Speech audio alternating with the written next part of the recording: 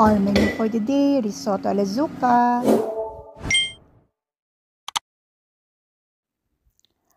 Our ingredients, butter, chopped onions,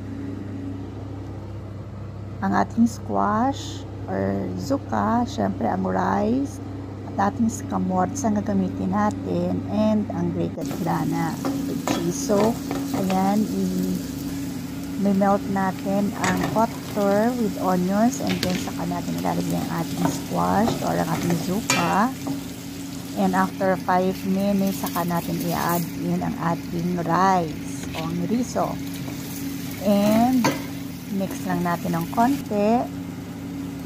And this time, gagamitin natin ay beer or bira instead of white wine. Ayan. Para dagdag flavor. And intayin natin mag-evaporate ang beer and saka tayo maglalagay ng ating broth. Ayan, so unti-unti ang paglalagay natin ng broth hanggang sa maluto ang ating mixture, and saka natin ilalagay ang ating scamorza. And nag-add tayo ng nuts for extra flavor, and voila, ito na ang ating risotto alla zucca.